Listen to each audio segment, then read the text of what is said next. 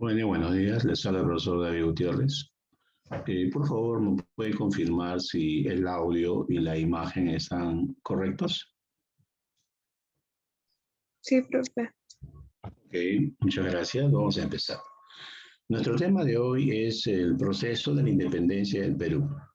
Nos vamos a concentrar en la última fase, ¿no? Que es la corriente libertadora del sur, encabezada por don José San Martín, de nacionalidad argentina, y la corriente libertadora del norte, encabezada por Simón Bolívar, de nacionalidad venezolana. Aquí en el Virreinato del Perú confluyeron las corrientes libertadoras para consolidar la independencia de los países de América del Sur. La independencia se proclamó en 1821 y se derrotó a los españoles en 1824 en la famosa batalla de Ayacucho. ¿Por qué el Perú fue uno de los últimos países en lograr su independencia? La razón fundamental es porque los llamados criollos, que eran descendientes de los españoles, mayoritariamente apoyaban a España, al rey, a la corona. No es cierta la versión tradicional que nos han contado de que los criollos en masa, en bloque, lucharon por la independencia. Si esto hubiera sido así, la independencia se habría logrado muchos años antes, pero tardó mucho más que en Argentina, Chile o en Venezuela, Colombia, por esta razón que acabo de decirles.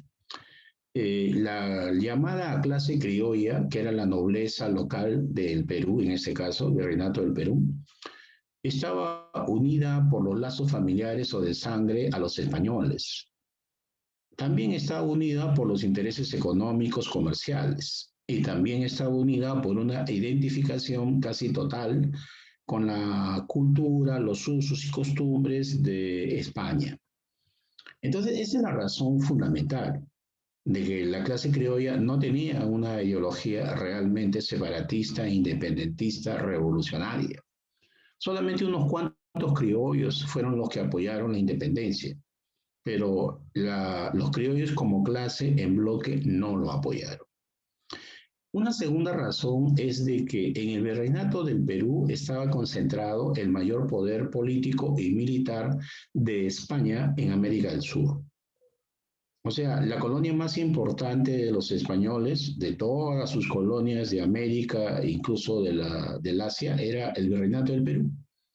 Evidentemente, acá en el Virreinato del Perú había un poder político y militar mucho más poderoso que en otras partes de América del Sur.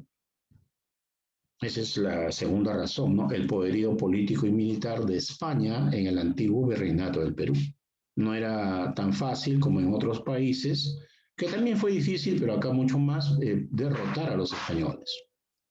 Tercero, la falta de unidad de los sectores sociales que lucharon por la independencia. Si nosotros vemos esto como un ciclo independentista, podemos señalar que el ciclo se inicia de una manera más o menos regular en 1780 con la rebelión de Túpac Amaru II. Y luego va a continuar con las rebeliones indígenas y también mestizas y también de los distintos grupos étnicos sociales hasta la llegada de San Martín y Bolívar. Lamentablemente en ese proceso no hubo unidad política, no hubo unidad social. A Túpac Amaru lo traicionaron, a los hermanos Angulo los traicionaron, a Francisco de Sela, a Payardele también lo traicionaron. Mayormente los criollos que tenían poder social, económico, cultural, estaban del lado de España por distintas razones, ¿no? Familiares, económicas, comerciales, políticas, ideológicas, ¿ok? Entonces, esa falta de unidad de la nobleza criolla con los sectores medios y el pueblo no posibilitó la independencia en un periodo anterior a los años que conocemos, que es 1821 a 1824. Jamás vaya a pensar usted que San Martín solito o Simón Bolívar solito logró la independencia, ¿no? Se logró la independencia finalmente porque San Martín, especialmente Bolívar, se le puede criticar muchas cosas, pero era también un gran líder y gran estratega militar. Prácticamente obligó, ¿no?, a los criollos a apoyar la independencia. Y si no apoyaban, pues simplemente los confiscaba, los metía presos, ¿no? Y por supuesto que el pueblo, me refiero a los campesinos, a los artesanos, a los sectores populares, sí le dieron su apoyo decidido, no solamente como fuerza laboral, sino también como soldados. Entonces ahí tiene usted una tercera razón importante de por qué la independencia no tardó tanto en América del Sur, la independencia del Perú, y no se dio en los años anteriores. Y así podríamos seguir enumerando una serie de razones, ¿no? Ahora bien, veamos acá algo concreto, ¿no? La corriente libertadora del sur y don José de San Martín. Bueno, como usted sabe, don José de San Martín era argentino, ¿no? Él fue el libertador del Perú, participó también en la independencia de Argentina y por supuesto libertador de Chile también, ¿no? Fue gobernador de la provincia del Cuyo y justamente gracias a la idea de San Martín se cambió de estrategia, ¿no? En un periodo anterior de la lucha por la independencia de América del Sur, la reacción realista de España logra derrotar a la Junta de Gobierno. Se habían formado juntas de gobierno en 1809 y 1810, supuestamente para defender los derechos del rey Fernando VII, que había sido tomado prisionero por Napoleón Bonaparte, el cual invadió España. Pero en realidad esa junta de gobierno tenían intenciones separatistas. Entonces, contra esa junta de gobierno, España abrió campaña principalmente a través del poder del virrey del Perú, que era Fernando de Abascal. Todas las juntas de gobierno de Caracas, de Bogotá, de Quito, de Santiago, de Chuquisaca, de La Paz, fueron derrotadas. Incluso la del Cusco, de los hermanos Angulo, en 1814, también fue derrotada. Sin embargo, la única que sobrevivió fue la Junta de Gobierno de Buenos Aires, que logró la proclamación de la independencia. Esa Junta de Gobierno de Buenos Aires había intentado invadir el virreinato peruano hasta en 3 ocasiones a través del Alto Perú o Bolivia, pero en las 3 ocasiones había sido derrotado por las fuerzas realistas. Justamente eso tiene que ver con la rebelión del Grito de Tacna de Cela o las rebeliones de Payardele, ¿no? Que se rebelan en Tacna en coordinación con el avance del ejército argentino por el Alto Perú. Entonces, analizando la situación, San Martín propone que había que cambiar de estrategia. Había que cruzar los Andes para llegar a Chile, liberar a Chile y con una flota a través del mar invadir el virreinato peruano. Ya, esto en ese momento era una idea nueva y por supuesto muy arriesgada, porque cruzar los Andes con un ejército no es nada fácil, ¿no? Y más aún teniendo en cuenta que al otro lado de la montaña se está esperando un ejército poderoso para destruirte. Bueno, pues San Martín propuso esa estrategia y fue aprobada, con lo cual pues se cambió la historia de América del Sur, ¿no? En ese momento. Ahora bien, sigamos por acá. La campaña de Chile. El Ejército Libertador de los Andes, que había formado don José de San Martín, estaba integrado más o menos por cerca de 5.000 soldados, donde sobresalían los granaderos a caballo, ¿no? Ahora, esos alrededor de 5.000 soldados eran argentinos, chilenos y peruanos también. Ellos cruzaron los Andes por 2 pasos, Los Patos y Uspallata. Eran 2 pasos sumamente difíciles en su acceso. O sea, ellos no buscaron los pasos más fáciles porque ahí fácilmente el enemigo español podría sorprenderlos. Ellos buscaron los pasos más altos, más enrevesados, más complicados para cruzar los Andes desde Argentina hacia Chile. Justamente eso se llamó Los Patos y Uspallata. Ya, aún así, lograron cruzar los Andes y por supuesto, aún así, los españoles opusieron una tenaz resistencia. En el año de 1817 se produce una primera victoria de San Martín en la batalla de Chacabuco, donde el brigadier español Marco de Pont fue derrotado. Sin embargo, en 1818 la Capitanía General de Chile se recupera, y logra vencer al Ejército Libertador de los Andes en la batalla de Cancha Rayada. Ahí Mariano Osorio, que había sido enviado anteriormente por el Virreinato del Perú, logra vencer momentáneamente al San Martín. San Martín tiene que retirarse hacia el norte y reagrupar sus fuerzas, para que el 5 de abril de 1818, en la batalla de Río Maipú, derrota definitivamente a las fuerzas realistas. Con esa gran victoria de la batalla de Maipú, el 5 de abril de 1818, don José San Martín sella o logra verdaderamente la independencia de Chile. Entonces los planes de San Martín se estaban cumpliendo, ¿no? Cruzar los Andes, liberar Chile y organizar una marina de guerra a través de la cual se invada por el Océano Pacífico al virreinato peruano. Se va a nombrar como director supremo de Chile, algo así como presidente, el patriota chileno Bernardo O'Higgins. Entonces, capitales argentinos, capitales chilenos y secundariamente peruanos participaron en el financiamiento de la Escuadra Libertadora. La Escuadra Libertadora que se va a organizar gracias a don José San Martín en Valparaíso, Chile. Entonces acá tenemos ahora este punto, ¿no? La llamada campaña marítima. Creo que hasta ahora los estrategas militares sostienen que en una guerra, si hay de por medio mar, si hay escenario marítimo, quien controla el mar tiene el 60-70% de porcentaje de ganar la guerra. Así que don José San Martín había hecho ya sus estudios, sus análisis y sabía que el virreinato peruano no tenía una gran armada. Así que si San Martín lograba construir una armada, entonces posiblemente podría ganar la guerra contra los españoles. En el puerto y ciudad de Valparaíso se organizó la Escuadra Libertadora, que fue colocada al mando de este agente inglés, Lord Alexander Thomas Cochrane.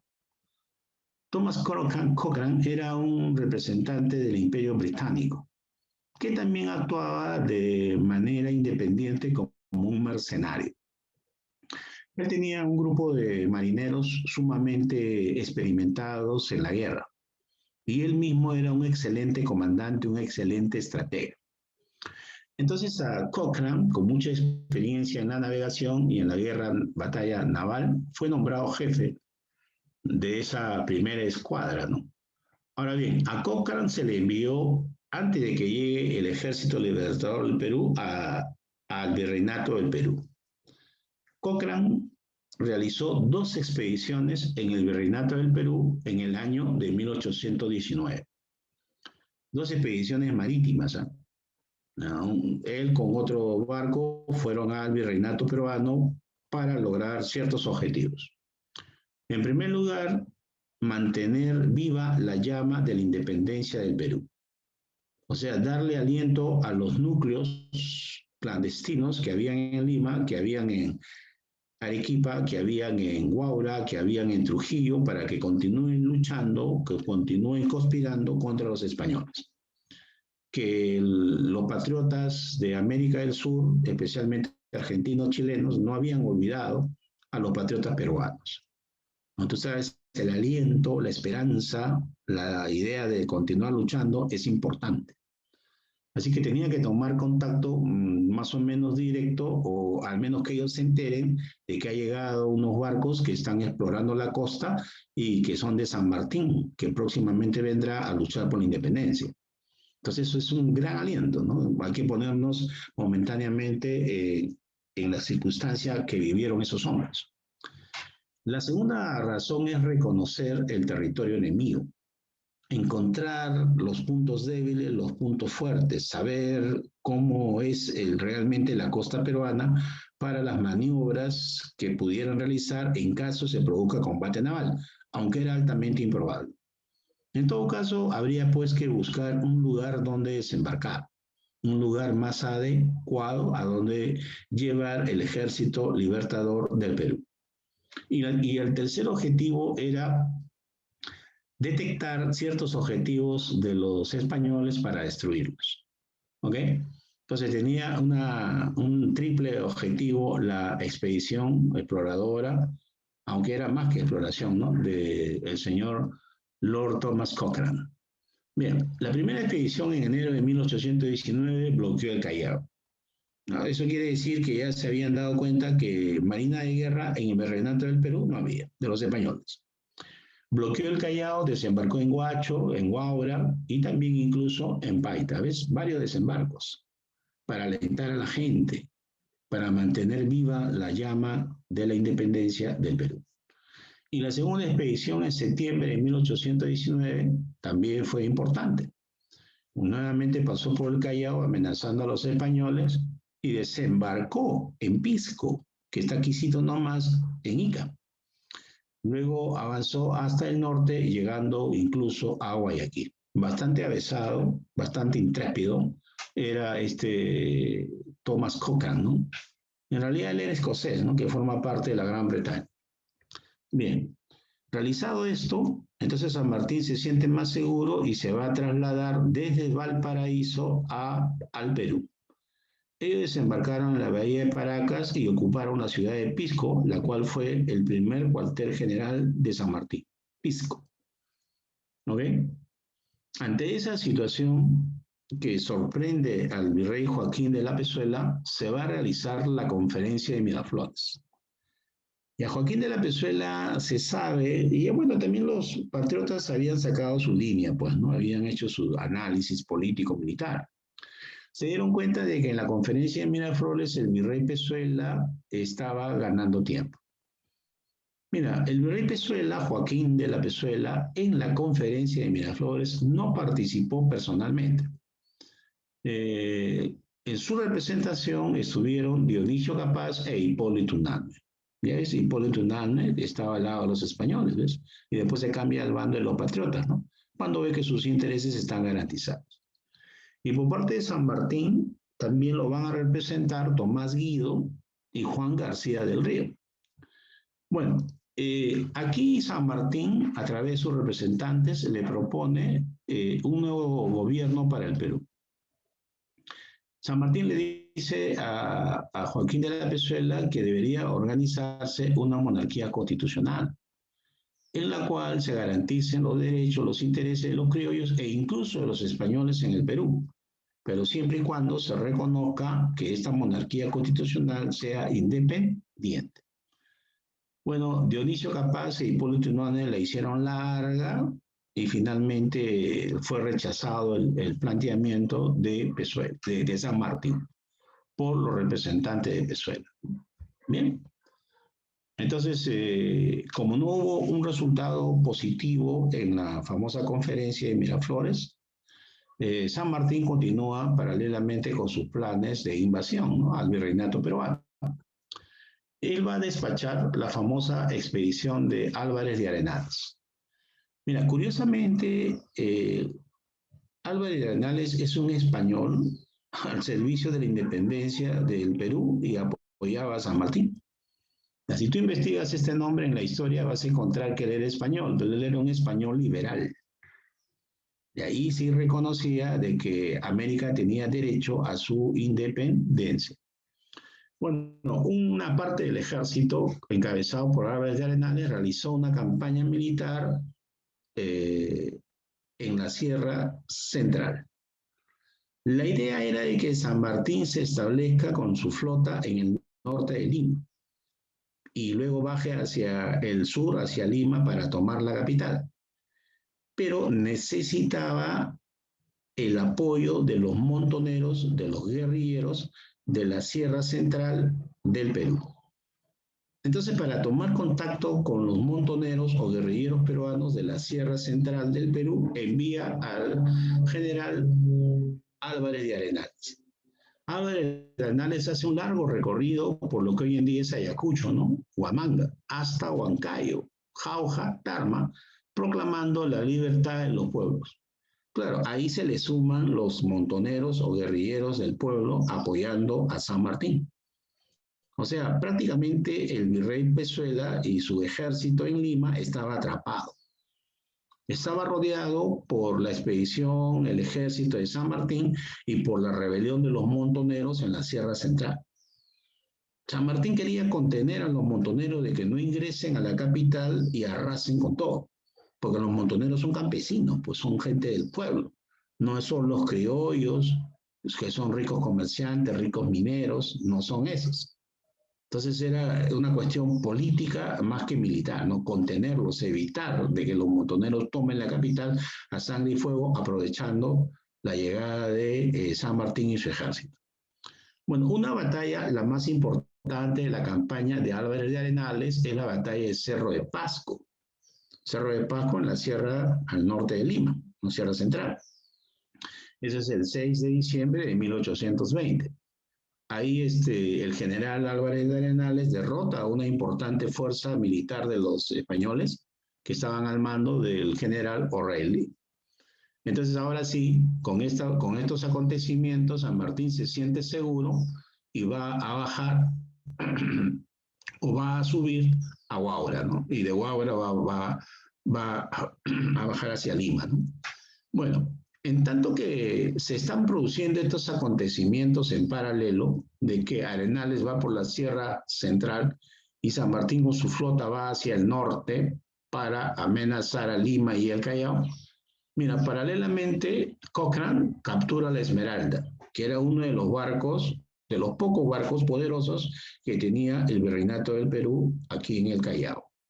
La Esmeralda fue capturada y formó parte de la escuadra libertadora.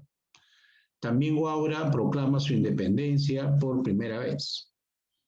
O sea, ya con San Martín en el Perú, la primera ciudad, el primer pueblo que proclamó su independencia fue Huaura. Luego, agentes peruanos, encabezados por don José de la Mar, van a hacer que el batallón Numancia, que era también un importante batallón español, se pase al ejército de los patriotas. ¿Eh?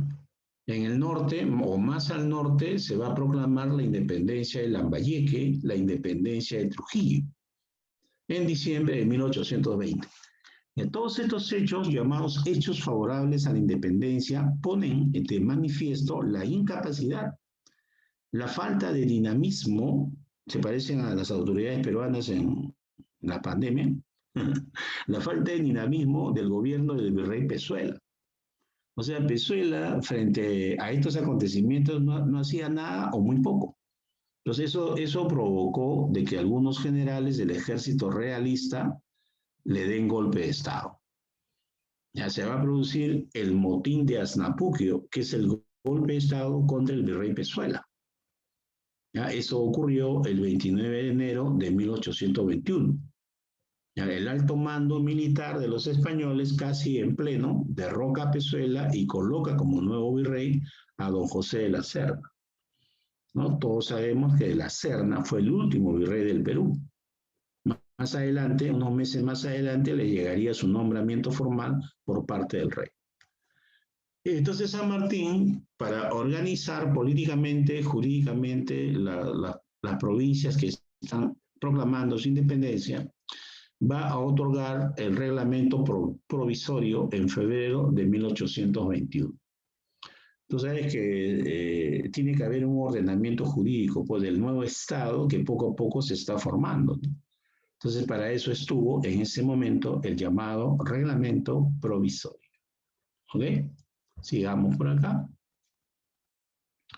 Los patriotas con San Martín a la cabeza ingresaron a Lima el 12 de julio de 1821.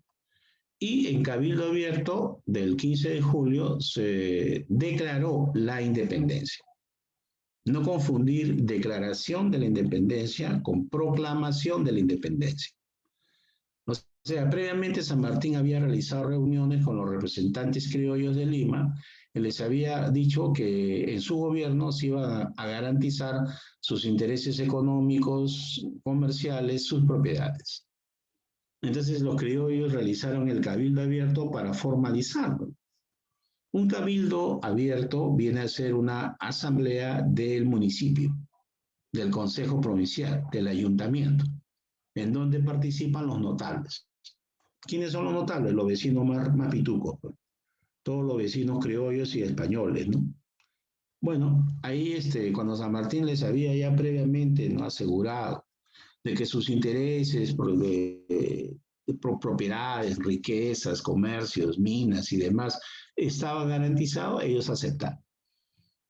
Entonces, firmaron, elaboraron el Acta de la Independencia del Perú, ¿no? Manuel Pérez de Tudela, un abogado, fue el que redactó el Acta de la Independencia del Perú.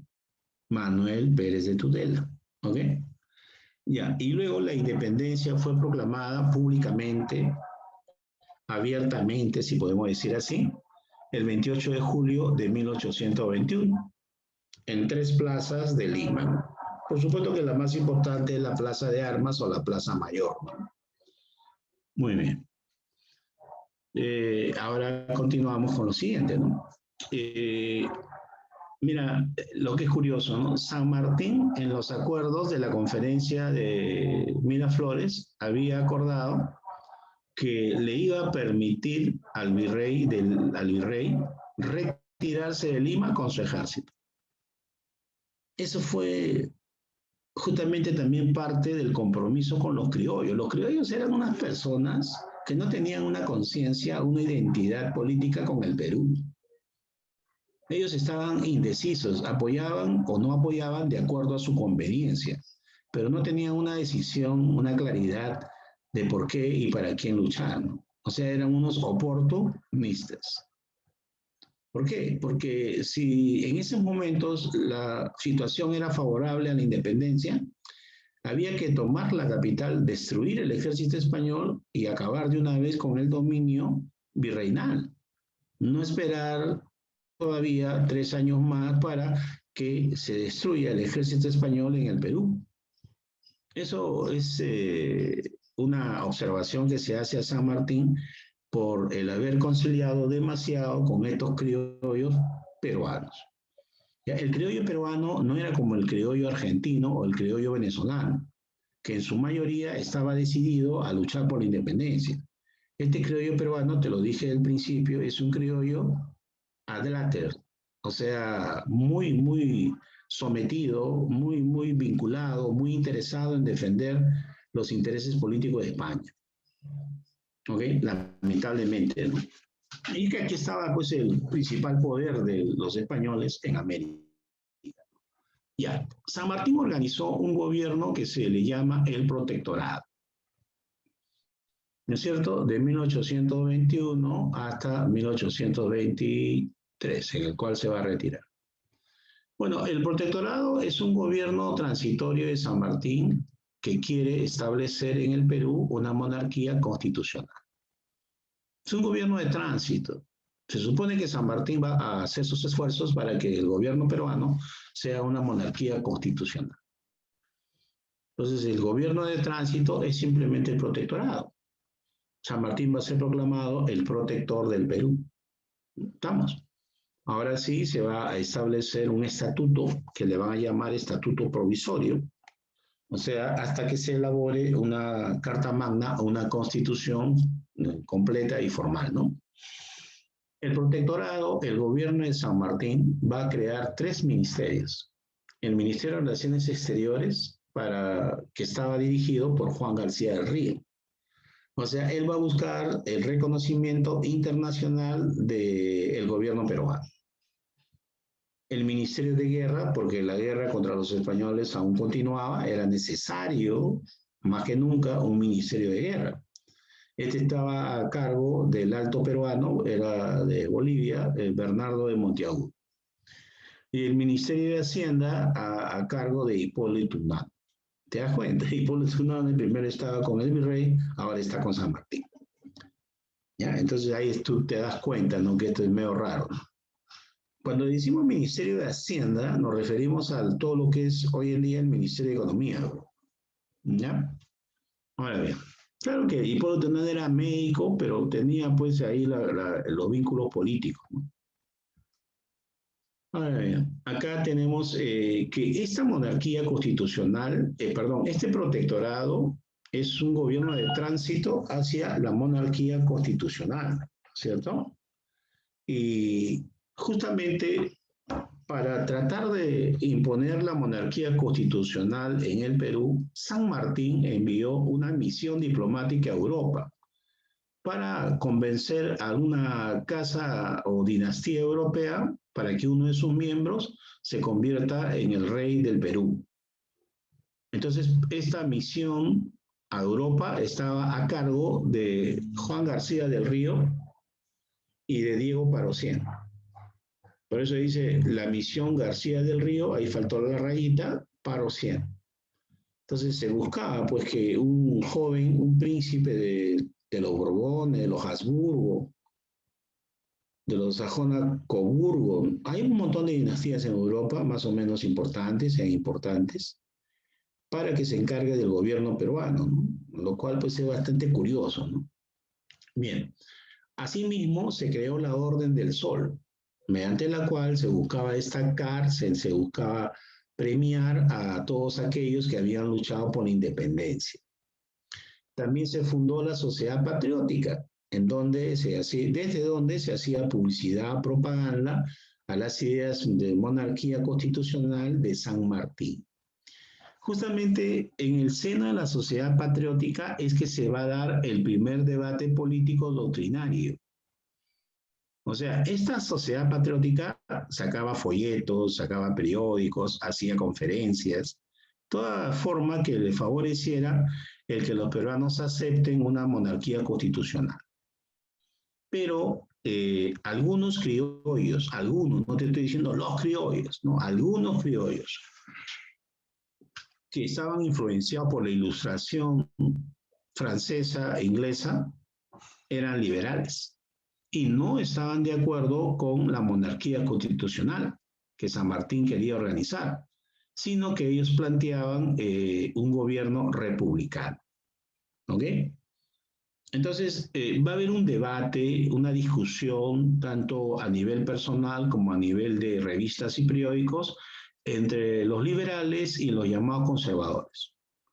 ¿Ya? Los liberales planteaban una república y su principal representante fue José Faustino Sánchez Carrión, el solitario del Sayán.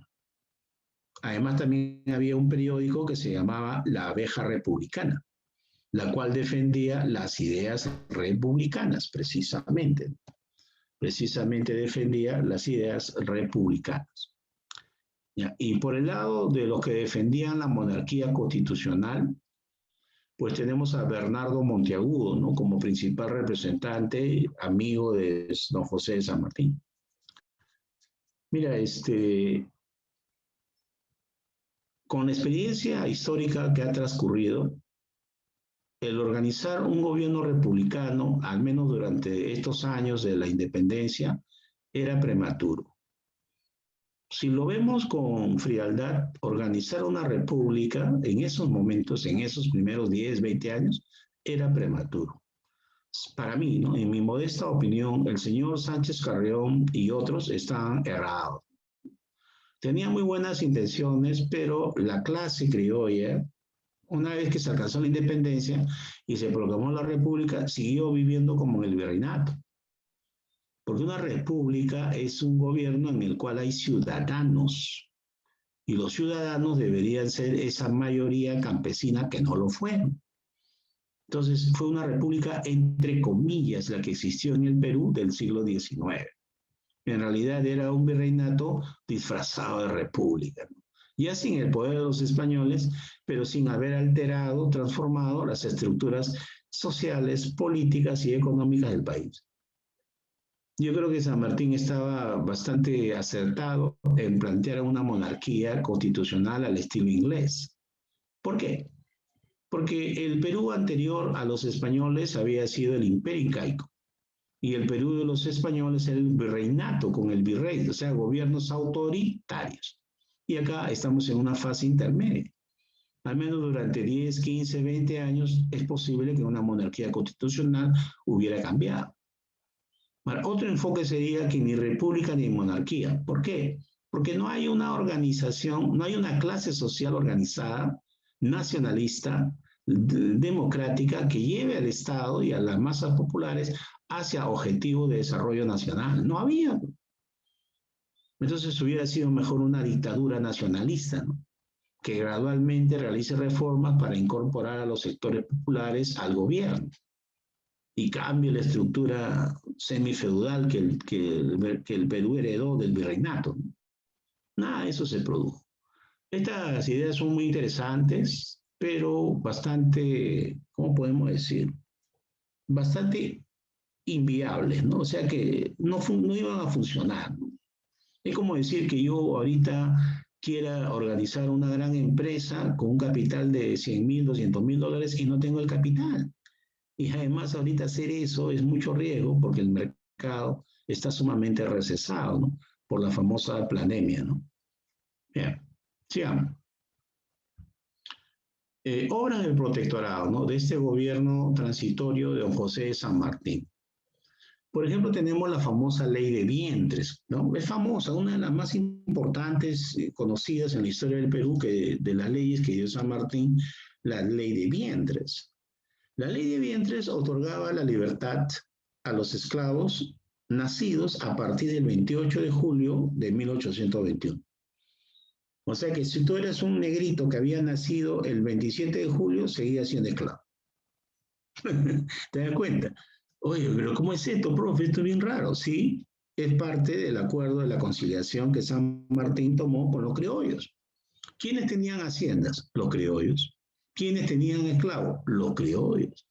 Entonces imagínate un gobierno que se establezca con San Martín y diga liberación de todos los esclavos. ¿Qué va a pasar entonces con esas haciendas en cuanto a su mano de obra, su fuerza laboral? ¿Te das cuenta del problema económico-social? Entonces San Martín utilizó algo bastante reducido, ¿no? Que es declarar libre a los esclavos nacidos a partir del 28 de julio, 28 para adelante. Bueno, pues a final de cuentas, cuando San Martín se fue, llegó Bolívar y luego los demás gobiernos que vamos a ver, esta ley tampoco crees que se cumplió. Tú sabes, aquí en el Perú las leyes se dan, tenemos leyes hasta para ir al baño y mayormente no se cumplen, ¿no? Bien. Entonces tenemos también que se abolió el tributo indígena. Mira, formalmente don José de San Martín, el protectorado, abolió el tributo indígena, pero no se cumplió, porque esto era un gran ingreso para el Estado, además del trabajo servil de los indígenas a favor de los criollos en sus haciendas, en sus minas y demás. ¿Ves? Creó la Legión Peruana de la Guardia, que participó en la batalla de Pichincha, con la cual se logra la independencia del Ecuador. Digamos que la Legión Peruana de la Guardia es el primer batallón del ejército peruano formalmente que se había creado. Acciones militares. Se logró, por ejemplo, la rendición del Real Felipe, que era una importante fortaleza en el Callao. Yo cuando estuve en el ejército como miembro de las Fuerzas Armadas, estaba en el BIP 39, Batallón de Infantería Paracaidistas 39, nuestra base era el Real Felipe. Entonces yo conozco el Real Felipe al revés y al derecho, ¿no? Estuve ahí un año metido, ¿no? De ahí salíamos con las campañas militares. Bueno, entonces el Real Felipe, que era una importante base militar, se logró rendir al gobierno de San Martín gracias a las acciones de don José Lamar. Ahí también don José Lamar tiene una importante participación. Hemos dicho anteriormente que el Perú apoyó de manera efectiva, verdadera, real, la independencia de Ecuador, porque esta Legión Peruana de la Guardia fue enviada allá al norte para apoyar a Sucre, que estaba luchando por la independencia del actual Ecuador.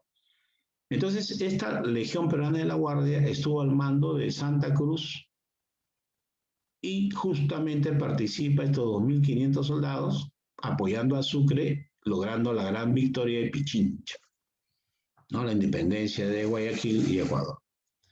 Ahora, acá internamente en el Perú, lamentablemente, la campaña de San Martín contra los españoles a nivel militar es un fracaso. Esta derrota en Macacona fue realmente no una derrota cualquiera, fue una derrota bastante desastrosa. Más de la mitad del ejército peruano fue eliminado de lo que había organizado San Martín ya aquí en el Perú. Ya los estrategas peruanos, los militares peruanos no eran tan buenos en ese momento, ¿no? La estrategia de los generales militares españoles era muy superior. Entonces, bueno, esto va a provocar de que San Martín le tenga que pedir ayuda a Simón Bolívar, la corriente libertadora del norte, que ya había liberado Colombia, había liberado Venezuela y ya estaba liberando Ecuador. Entonces es por eso que se envían emisarios a Simón Bolívar, emisarios para solicitar una entrevista, una conferencia que se va a realizar en la ciudad y puerto de Guayaquil. ¿Ok? Esta conferencia de Guayaquil fue en julio de 1822. San Martín pide ayuda a Simón Bolívar, pero va a haber un problema aquí. Mira, en la conferencia de Guayaquil el resultado es un fracaso. San Martín y Bolívar no se pusieron de acuerdo. Es un fracaso. Un fracaso que va a acelerar la salida de San Martín del Perú. ¿Cuáles fueron, según los diversos historiadores que han analizado la situación, los 3 puntos, los 3 temas de la agenda de la conferencia de Guayaquil? En primer lugar, se discutió la suerte de Guayaquil. Si Guayaquil pertenecía a la Gran Colombia que había formado Bolívar, o si Guayaquil pertenecía al Perú que se estaba formando gracias a San Martín. Ya se dice que cuando llega el barco de San Martín a Guayaquil, Bolívar lo recibe diciéndole bienvenido a tierra colombiana. ¿Qué le está diciendo Bolívar al saque nomás, en Guam, como decimos en el Callao, en primera? ¿Qué le está diciendo? Que Guayaquil es de la Gran Colombia, no va a ser del Perú. Entonces ahí no hubo acuerdo. Segundo, la forma de gobierno del Perú. Bolívar no estaba de acuerdo con una monarquía constitucional, y menos que un príncipe europeo presida, encabece esa monarquía en el Perú. Claro, porque él tenía sus propios planes de dominio sobre América del Sur, ¿no? Como bien sabemos. Y ya se sabe cuál era el planteamiento de San Martín, ¿no? Entonces, sobre eso discutieron, según parece, y tampoco hubo acuerdo. Y tercero, San Martín le dijo, por favor, trae tu ejército al Perú para ambos, con las fuerzas que yo haya organizado, dirigir la lucha final contra los españoles. Entonces Simón Bolívar le dijo, no, 2 soles no pueden brillar en un mismo cielo. Te puedo enviar una ayudita, pero que yo vaya en persona con el grueso de mi ejército al Perú, no lo voy a hacer. O sea, en otras palabras le estaba diciendo, mira, si tú quieres que yo vaya al Perú, tú tienes que irte, pues. Entonces, en los 3 aspectos principales, San Martín y Bolívar no se pusieron de acuerdo. La conferencia de Guayaquil fue un fracaso. San Martín Bolívar envió una ayuda enviando a Sucre. Sucre vino al Perú con un pequeño batallón, 2.000 soldados, 1.500 soldados, para ayudar a la lucha contra los españoles. Pero no vinieron, pues, el gran ejército de Bolívar y con Bolívar a la cabeza para continuar la lucha, ¿no? Y conjuntamente con San Martín. ¿Te das cuenta? Bueno, esto aceleró, como dice la famosa diapositiva que tienen a la izquierda, la partida de San Martín en el Perú. Incluso San Martín había convocado las elecciones para un primer Congreso Constituyente.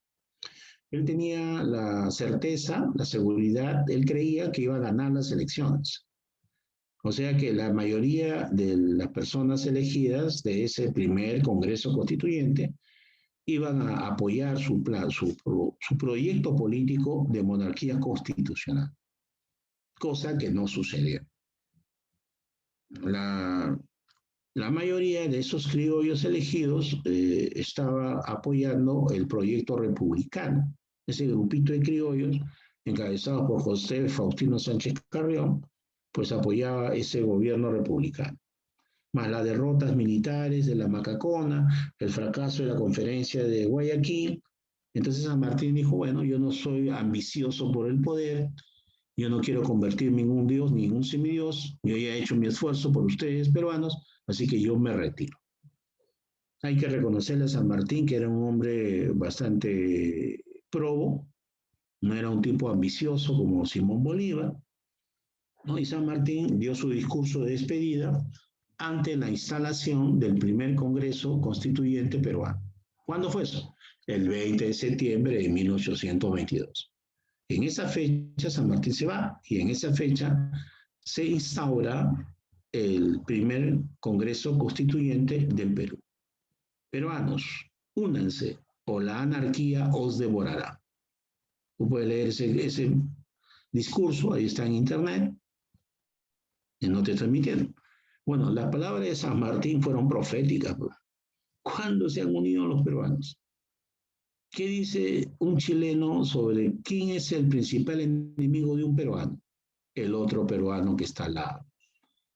Ya, esa idiosincrasia peruana, picapleito, envidiosos, rajones, atacantes por la espalda, serrucheros, ese es un aspecto negativo de la idiosincrasia peruana.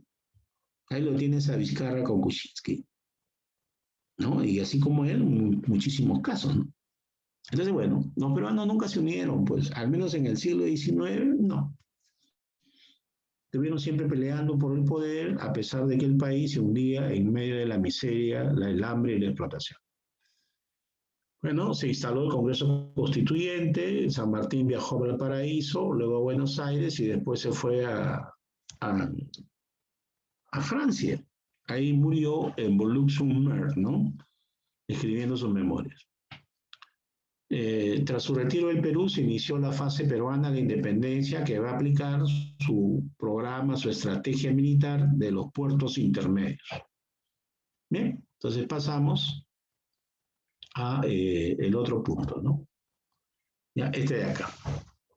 El Congreso Constituyente, primer Congreso Peruano Constituyente, que es para elaborar una constitución, estuvo presidido por Francisco Javier de Luna Pizarro.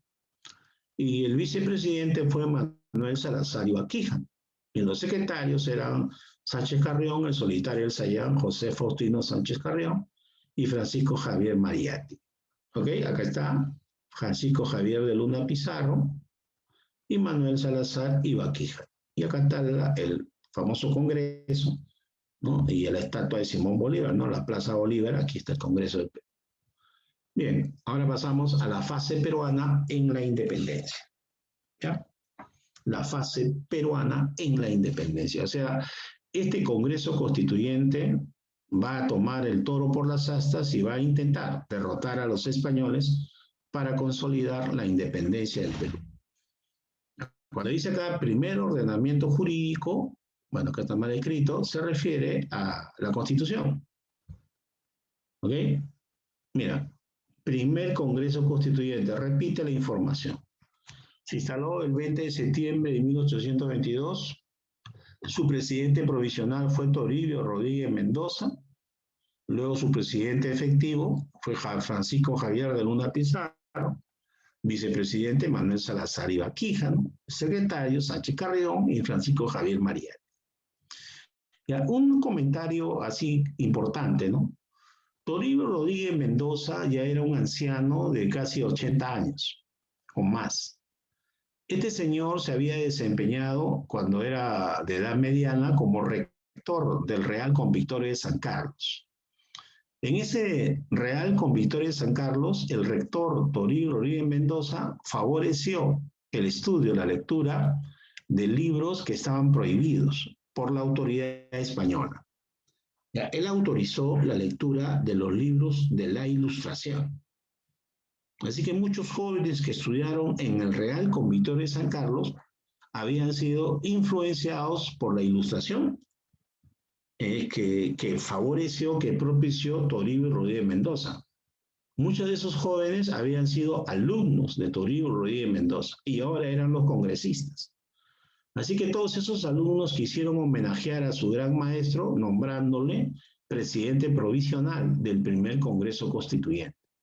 Un reconocimiento a un maestro, a un profesor que ideológicamente luchó también por la independencia. Entonces eso es importante, ¿no? Hay que darle al César lo que es del César y a Dios lo que es de Dios. Así como criticamos las cosas malas que tenemos, también hay que criticar las cosas buenas que también tenemos. No todo es malo en el Perú, ¿no? De 10 políticos peruanos, mayormente tú los tomas, 8 son una basura. Y solamente hay uno más o menos y otro que es bueno. ¿Ok? Entonces tú tienes que saber eso porque tú eres la nueva generación. hay que decir las cosas claras y de frente, llamarle las cosas por su nombre. El peruano antiguo, de 50 años para atrás, y 60 años para atrás, no, perdón, al revés, ¿no? De 40 años, 35 años para adelante, es por lo general hipócrita. No le gusta decir las cosas por delante. Te dice las cosas a tus espaldas, lo cual está mal.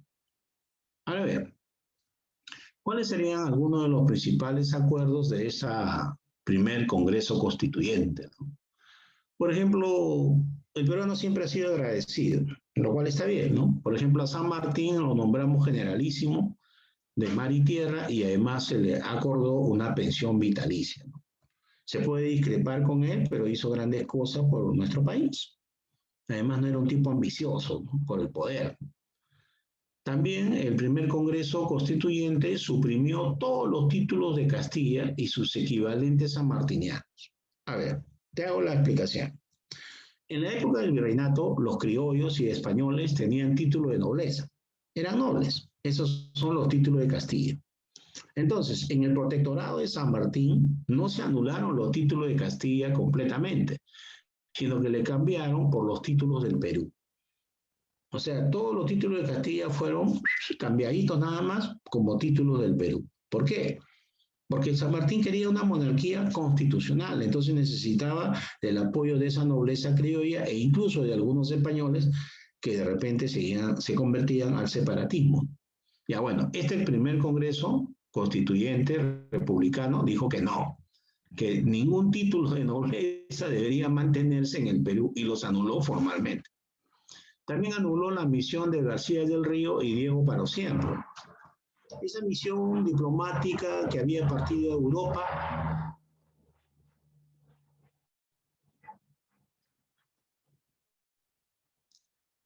misión diplomática que había partido de Europa para tramitar que un príncipe europeo encabece la monarquía peruana.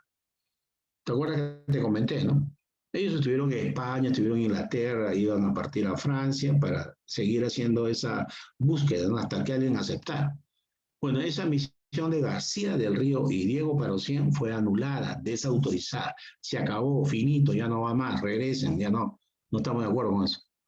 Luego también se aprobó las bases de la Constitución Política, ahí es que se establece el sistema republicano, y el 12 de noviembre de 1823 se promulgó la primera Constitución.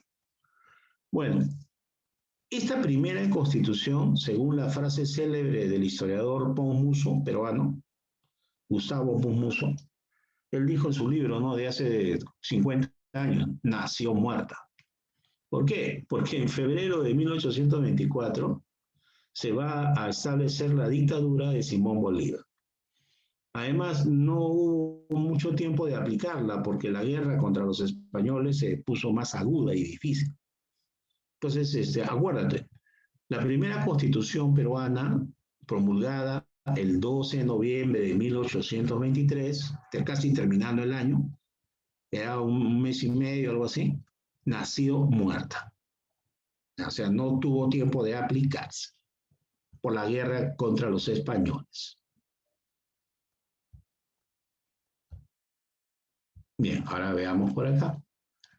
Se dice que el primer Congreso Constituyente del Perú va a organizar la guerra contra los españoles a través de la creación de una junta de gobierno, que también a veces le llaman junta gubernativa.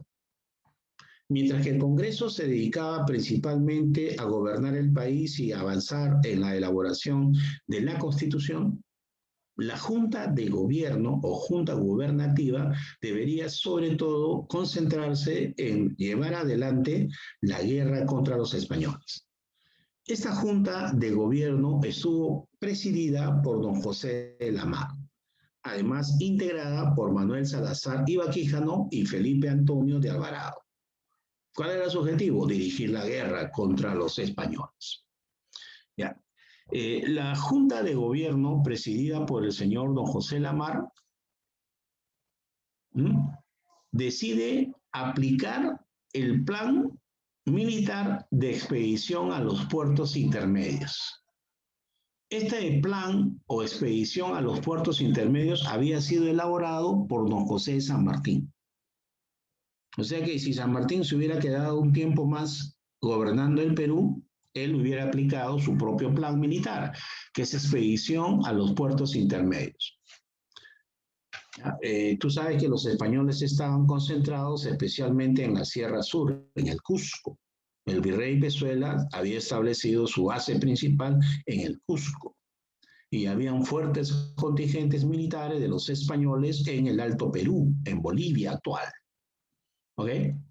Entonces, los puertos intermedios son los puertos que están al sur de Lima, entre Lima y Tacna. No los principales, sino los puertos de menor importancia, por eso dicen puertos intermedios.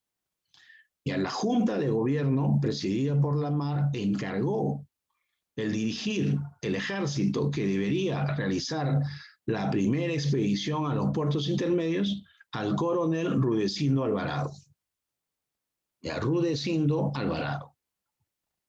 Ya, lamentablemente, esta primera expedición a los puertos intermedios fue un fracaso. El ejército peruano, dirigido por Rudecindo Alvarado, cayó derrotado en la batalla de Torata y Moquegua, en enero de 1823. Dice que no estuvo bien coordinado, que los apoyos no se dieron a tiempo, de que fueron muy lentos en su desarrollo, una serie de objeciones. Cuando tú lees esto en historia militar, ellos te explican ahí por qué fracasó esto. O sea, el concepto, la estrategia era buena, pero tú sabes, del dicho al hecho hay mucho trecho, pues, ¿no? Mira, tú sabes que si le metes un rodillazo, un puñetazo a alguien en la garganta, lo puedes matar. Si le metes un puñete fuerte a alguien en la garganta, ahí donde está la manzana de Adán, le vas a mover la tráquea y porque no va a poder respirar, ahí tú aprovechas y lo eliminas. Así nos enseñaban en la fuerza militar. Un golpe ahí, un codazo ahí, un rodillazo ahí o un puñetazo ahí, cuidado, porque lo matas. ¿Ya? Pero una cosa es la teoría y otra cosa es la práctica. Tiene que ser rápido, fulminante y de manera sorpresiva. Es igual, ¿no? El plan estaba muy bueno, pero cómo se ejecutó, eso fue lo malo. Por eso que los españoles, que no eran mancos ni operados, los derrotaron en Torata y Moquegua. Es posible también que Rudecindo Alvarado y otros jefes militares eran inexpertos, pues, ¿no? En fin, esto fue un fracaso y ese fracaso va a ir poco a poco generando una crisis política en el gobierno peruano. Justamente, ¿no? Ante la derrota de la primera expedición por puertos intermedios, algunos militares y a la vez políticos descontentos con el Congreso le exigen que disuelva la Junta Gubernativa y se nombre como presidente del Perú a José de la Riva Agüero y Sánchez Boquete. Incluso levantaron las armas y marcharon en contra del Congreso, no para derrocar al Congreso, sino para eliminar la Junta de Gobierno. A eso se le llama el motín de Balconcillo, ¿ves? El motín de Balconcillo es el primer golpe de Estado contra el gobierno del primer Congreso peruano. Primer golpe de Estado de la República, simplemente. Ya se sabe que es contra el primer Congreso, ¿no? Ya se sabe que era para eliminar la Junta de Gobierno que estaba presidida por Lamar, que había fracasado en la primera expedición de los puertos intermedios dirigida por el coronel Rudecindo Alvarado. ¿Y a quién fue el gran líder del motín de Balconcillo? Santa Cruz. ¿Ves? Andrés Santa Cruz, ¿okay? Que tú sabes fue presidente de Bolivia. Luego encabezó la Confederación Perú-Boliviana. Pero en esa época, pues, los límites de los países no estaban claros y todos ellos eran considerados peruanos, ¿no? Bien, entonces Santa Cruz fue, y otros militares, ¿no? Los que presionaron al presidente del Congreso, Francisco Javier de Luna Pizarro, para que se elimine la Junta de Gobierno, lo cual se aceptó. Rivagüero, José de la Riva Agüero y Sánchez Boquete va a ser nombrado el primer presidente del Perú. Ya, ese fue el primer presidente del Perú, ¿no? Golpe de Estado. De facto, recién estábamos empezando y ya se daba golpe de Estado. 27 de febrero de 1823. Bien. Ahora bien, ¿qué hizo Rivagüero como presidente? Es increíble, es alucinante. Mira, Rivagüero, ¿sabes qué va a hacer? Va a aplicar nuevamente el plan de expedición a puertos intermedios. Le va a hacer unas cuantas modificaciones y va nuevamente a aplicar ese mismo plan. ¿Ya? Entonces, acá está gobierno de José Mariano de la Ribagüero y Sánchez Boquete, ¿no? De febrero a junio nomás de 1823. Armó la primera escuadra peruana que estuvo a cargo del almirante Martín Jorge Guise.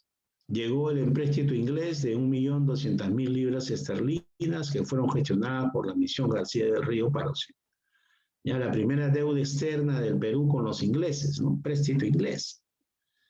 Este gobierno de Ribagüero fundó una academia militar y además también inició la gestión para que venga la ayuda de Simón Bolívar al Perú.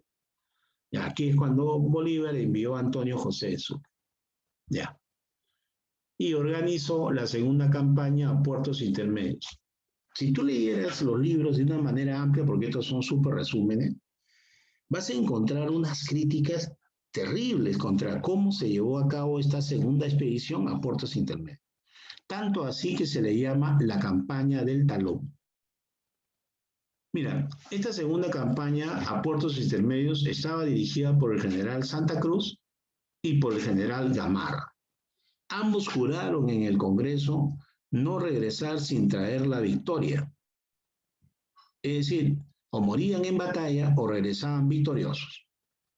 Ni murieron en batalla, ni tampoco regresaron victoriosos. De los 5.000 soldados que fueron, solamente regresaron 700, 800. El resto fue muerto en el proceso de la campaña. Ya fue terriblemente nefasta, espantosamente mal aplicada la campaña a puertos intermedios.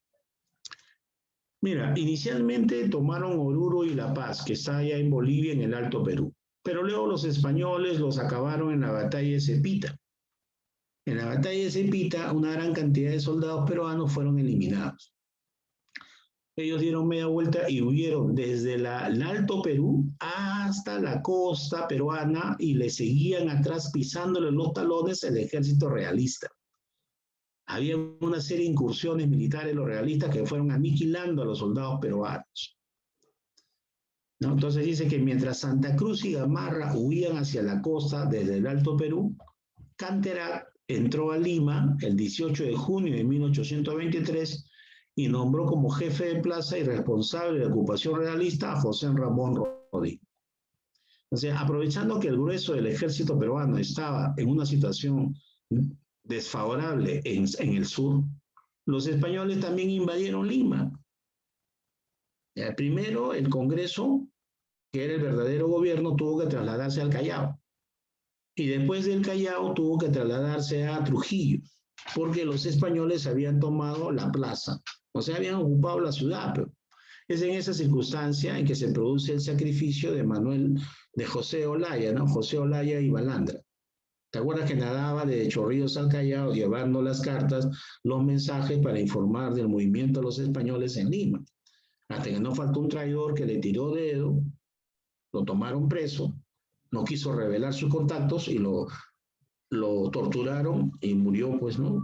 Sacrificándose para que no se capture a otras personas patriotas. Bueno, entonces esta campaña del talón ya fue algo totalmente desastroso. Y eso va a provocar que el Congreso peruano, que es el verdadero poder que representa supuestamente al pueblo, destituya a José de la Ribagüero, que haya una crisis política, una nueva crisis política, lo destituya a Ribagüero, lo va a instituir a Ribagüero, y se nombre como nuevo presidente a Torre Tagle. ¿Ya? Entonces ahí va a haber un enfrentamiento de poderes, una crisis política, una división política del poder del Estado, del gobierno peruano. El gobierno del Marqués Torre Tagle, es el que te decía, Torre Tagle. ¿Ves? Ante los acontecimientos ocurridos, el Congreso destituyó a Ribagüero, o sea, el fracaso de la segunda expedición a puertos intermedios. Y se nombró como jefe militar al general Sucre y a Torre Tagle como nuevo presidente del Perú. Ya, ahora bien, Ribagüero no va a aceptar eso. No acepta eso con una parte del Congreso y con una parte de las Fuerzas Armadas. se fue a Trujillo, mientras que en Lima se quedaba el Congreso con Torre Tagle. Claro, porque la ocupación española no duró para siempre, ¿no? Estuvieron unas semanas y luego se fueron. Lo que sí, Rodil se estableció en el Callao. ¿En dónde? En el cuartel Real Felipe, pues. Justamente, ¿no? El cuartel Real Felipe se le llama también el Rodil, porque recuerda a este jefe militar, José Rodil. El hecho es de que el gobierno peruano estaba dividido en dos. Había un presidente en Lima, que era Torre Tagle, con el Congreso. Y había un presidente en Trujillo, un presidente ya ilegal, terco, que era Rivagüero, con una parte del Congreso. Es en esa circunstancia difícil en que llega al Perú Simón Bolívar. Ya, anteriormente el Congreso había comisionado a mensajeros, a representantes del gobierno peruano, negociar el ingreso de Simón Bolívar al Perú. Por delante ya Bolívar había enviado a Sucre, así que Bolívar estaba plenamente informada de la situación política del país. Entonces justamente llega Bolívar al Perú. Lo primero que hace Bolívar es reconocer al gobierno de Torre Tagle y al Congreso peruano de Lima y rechazar, por supuesto, el gobierno de Rivagüero. Bueno, mientras tanto ocurrían estos hechos terribles en el Perú, nació la segunda bandera, ¿no? Y también se promulgó la primera constitución política que ya te dije, nació muerta, ¿no? Porque ahí nomás la guerra contra los españoles está cada vez más difícil y complicada y se va a formar la dictadura de Bolívar. Entonces tenemos acá la corriente libertadora del norte y Simón Bolívar. Ya, acá está. Simón Bolívar había logrado la independencia de Colombia, de Venezuela y de Ecuador, y ahora estaba en el Perú. El 10 de febrero de 1824, pues el Congreso peruano lo nombró a Bolívar dictador. Por lo tanto, la constitución que recientemente se había aprobado quedó suspendida. Rivagüero había iniciado conversaciones secretas con el virrey Lacerda. Se sabe de esto porque los mensajeros fueron capturados por los soldados peruanos y se encontraron esas cartas con puño y letra de Rivagüero, en la cual le proponía al virrey Lacerda unir sus fuerzas para expulsar del Perú a Simón Bolívar. Bueno, eso fue tomado como una traición a la patria, ¿no? Entonces se abrió campaña contra el gobierno de Rivagüero. Se le tomó preso y cuando lo traían a Lima para ejecutarlo, sus amigos le permitieron que huya, que se vaya del Perú. Entonces Rivagüero huyó hacia el extranjero y ahí escribió una obra llamada Prubonana, en el cual relata las razones por las cuales hizo eso. Él se defiende, dice que no era ningún traidor a la patria, que él simplemente pensaba utilizar el poder militar de los españoles para expulsar a los colombianos encabezados por Bolívar, que querían avasallar el Perú, pero que de ninguna manera tenía intenciones de someterse a los españoles. Bueno, en todo caso, bastante arriesgada la alianza que planteó Rivagüero a Virrey Lacerda, ¿no? Teniendo en cuenta que estábamos en guerra con ellos directamente, ¿no? Bueno, hay cosas que se han producido en otros países similares y que han dado resultados. Así que, en mi modesta opinión, realmente Rivagüero no era ningún traidor a la patria. Lo que sí estaba tomando acciones sumamente arriesgadas. Mira, hasta el propio presidente Torre Tagle, Marqués de Torre Tagle, no estaba muy de acuerdo con Simón Bolívar, ya que Bolívar y sus tropas, al parecer, y los hechos lo confirman, querían imponer su dominio no solamente sobre Venezuela, Colombia, Ecuador, sino también Perú y Chile. Perú, Bolivia e incluso Chile, ¿no? O sea, Venezuela quería formar una especie de imperio sobre América del Sur. Claro, Bolívar lo adornaba, dice, para estar unido para defendernos de la intervención de la Santa Alianza. Bueno, tú sabes que de buenas intenciones está empedrado el camino al infierno. Así que eso hay que tomarlo con muchas pinzas. Yo no estoy de acuerdo. No estoy de acuerdo con las intenciones de Simón Bolívar. Bien, lo que sí, Simón Bolívar tuvo el genio, la capacidad organizativa política de, mediante la dictadura, obligar a los criollos a aportar para la independencia, ¿no? Entonces, su cuartel general fue Pativilca y luego Trujillo. Organizó un nuevo ejército de más de 5.000 soldados y su gran colaborador, secretario general, fue José Faustino Sánchez Carrión. ¿No? José Faustino Sánchez Carrión, el solitario del Sayer. Ahora tienes nuevamente a Hipólito Unanue, ¿no? Tú sabes que Hipólito Unanue era un oportunista. ¿No? Si tú lees tú la biografía de él y te vas a dar cuenta. Manuel Pérez de Tudela, Lorenzo de Vidaurre, Cochrane, Miller, Necochea, Monteagudo, etc. Bien. En la campaña final o guerra contra los españoles tenemos la batalla de Junín y por supuesto la batalla de Ayacucho. Pero veamos la batalla de Junín, la cual es conocida como la batalla sin humo.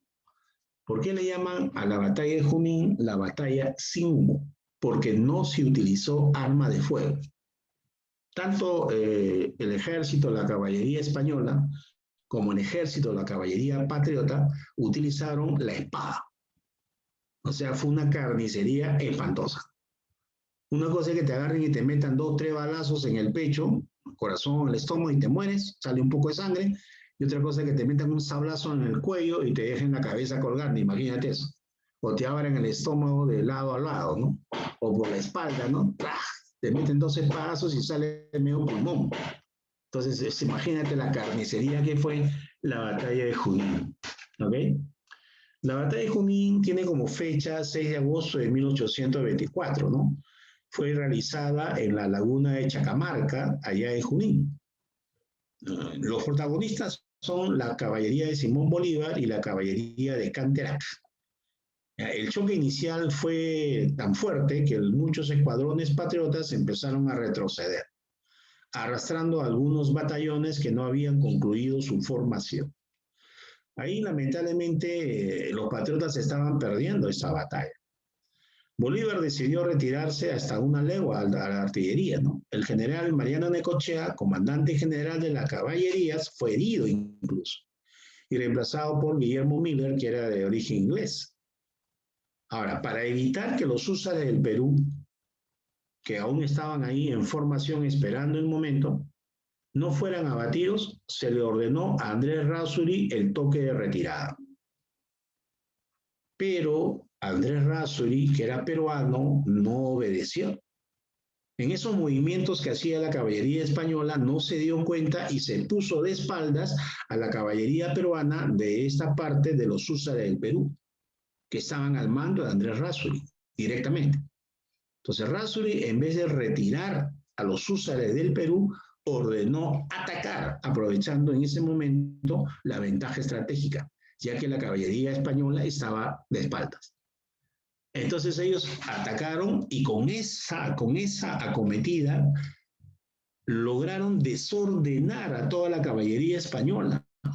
Eso permitió el reagrupamiento del resto de la caballería patriota y del ejército para contraatacar y lograr la victoria. Entonces él fue el que va a permitir el triunfo peruano, ¿no? Andrés Rázuri cambió la orden y el comandante Isidoro Suárez se lanzó al ataque por la retaguardia. Entonces, lo que iba a ser una derrota se convirtió en una victoria, gracias a los húsares del Perú. Se dice, según la tradición, que en ese mismo día se le cambió el nombre a ese batallón de caballería, ya no como húsares de Perú, sino como húsares de Junín. Ricardo Palma, en su obra Tradiciones en Salsa Verde, nos cuenta la anécdota de los 3 carajos de Simón Bolívar. Cuando Bolívar, al ver que la batalla estaba siendo desfavorable, dice que se retiró, ¿no es cierto? Se retiró a más o menos una legua para evitar que el alto mando sea capturado, en caso vayan por ellos, ¿no? Entonces, desde la altura pudo observar, ¿no?, cómo se desarrollaba la batalla. Entonces, cuando ellos están perdiendo, dice, carajo, estamos perdiendo. Y luego cuando ve que los húsares del Perú atacan la retaguardia de la caballería española, dice, carajo, yo no he dado esa orden.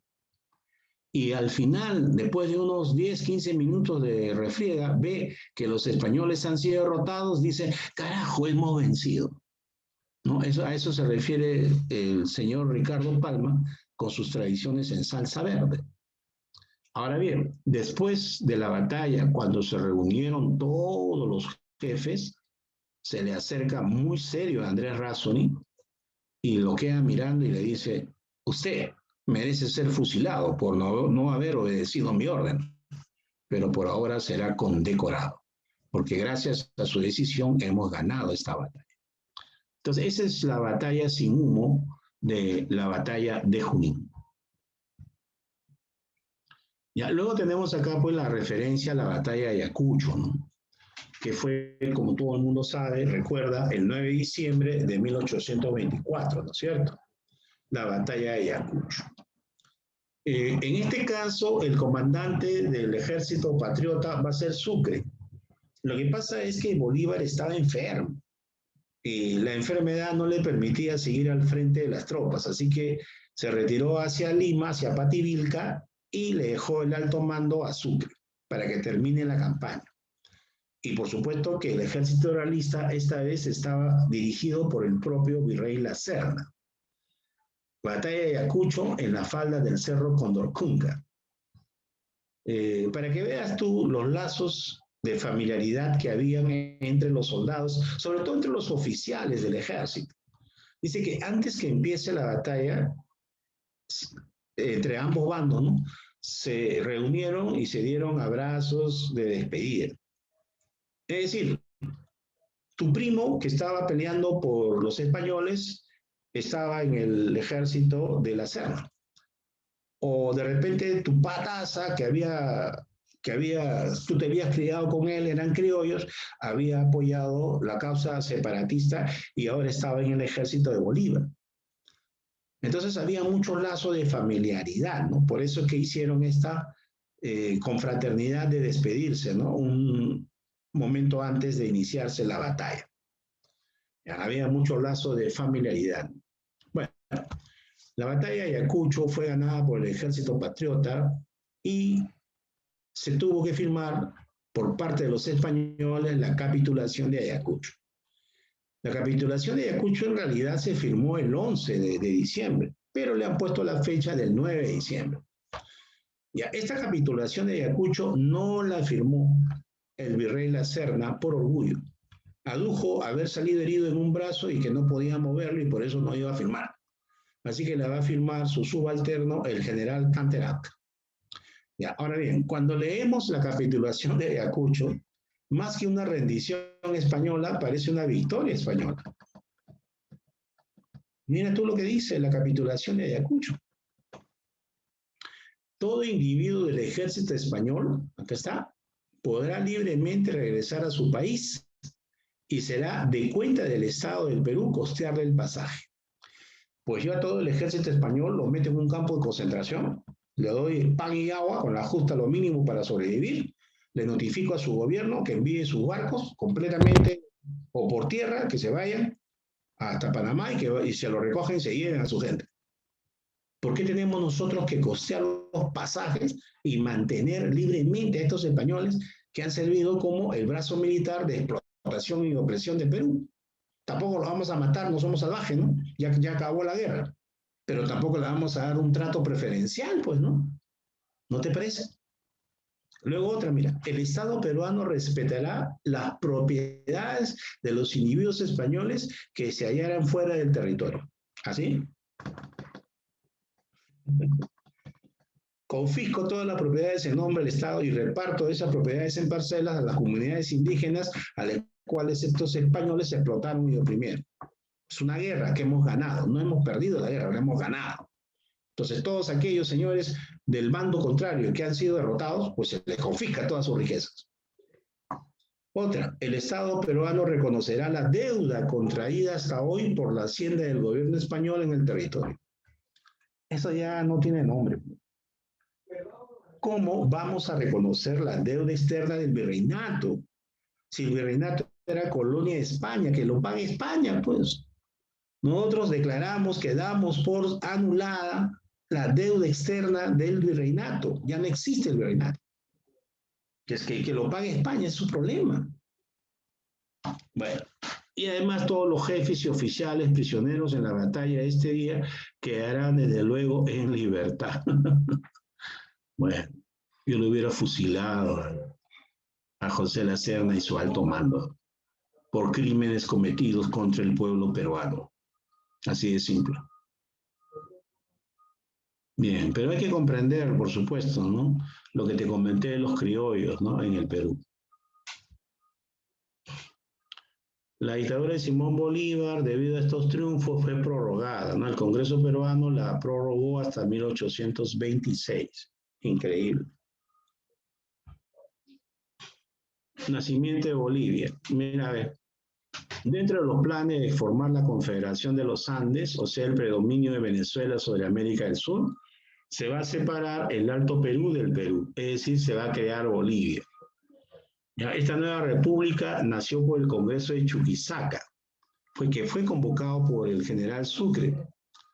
¿No? Lo defendió Casimiro Olañeta y Mariano Serrano. Olañeta y Serrano eran españoles.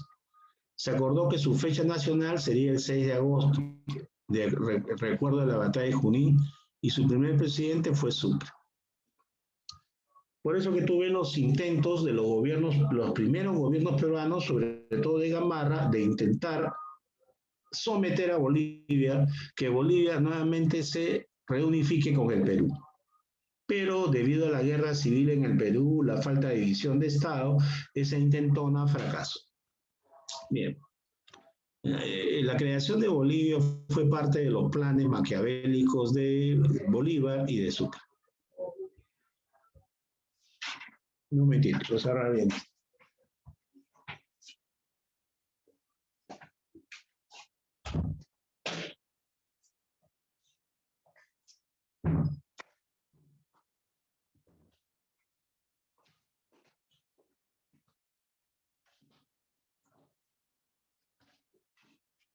Ya. El Congreso Anfitriónico de Panamá, que fue convocado por Simón Bolívar, ¿no? Para diciembre de 1824. ¿Qué objetivo tenía el Congreso de Panamá? Bueno, el objetivo era rechazar cualquier intento de la Santa Alianza Europea de invadir América del Sur y particularmente el Perú. La Santa Alianza se había formado como consecuencia del Congreso de Viena en 1814. Y este Congreso de Viena, por oficios del gobierno austriaco, la monarquía austriaca, le había ofrecido al rey de España, Fernando VII, ayuda para que recupere sus colonias en América del Sur. O sea que había una amenaza remota, pero amenaza de que la Santa Alianza Europea con España invadan América del Sur. Bueno, Simón Bolívar por esa razón convoca al Congreso de Panamá para que los países recientemente independizados formen una alianza política militar de rechazo al Congreso, de rechazo a la Santa Alianza Europea. También en esta circunstancia es que se va a producir la doctrina Monroe. El presidente de Estados Unidos, James Monroe, declara que Estados Unidos va a ayudar a cualquier país de América del Sur que sea amenazada por la Santa Alianza. Por eso su frase célebre, América para los americanos. Bueno, algunos interpretan de que en realidad también Estados Unidos estaba tratando de proteger su zona de influencia, ¿no? Pero todavía eso es muy prematuro, ¿no? A mí me parece es una visión exagerada. Sobre todo que estamos en 1824, 25, ¿no? Estados Unidos ni siquiera había ocupado todo el territorio que hoy en día es, ¿no? Solamente era de lo que hoy en día tú ves, era solamente un 40, 30%. Estados Unidos. Bueno, También en el Congreso de Panamá se discutió el apoyo a Cuba y Puerto Rico, que eran colonias que subsistían de parte de los españoles. A ver, acá hay una pregunta del chat. ¿Es verdad que penan ahí, en el Real Felipe? Claro, yo estuve en el Real Felipe y tuve unas experiencias de ese tipo bastante impresionantes y terroríficas.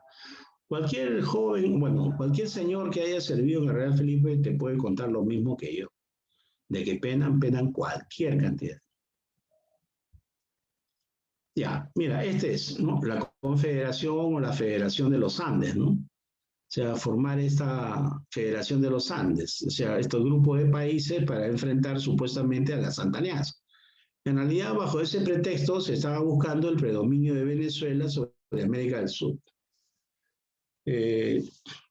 La Constitución vitalicia, ¿no? Que debería ser el sustento, la base legal jurídica de la Federación de los Andes.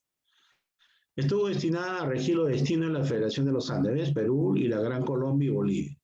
La Gran Colombia, por si acaso, es Venezuela, Colombia y Ecuador. Mira, Venezuela, Colombia, Ecuador, Perú y Bolivia. Ahí está.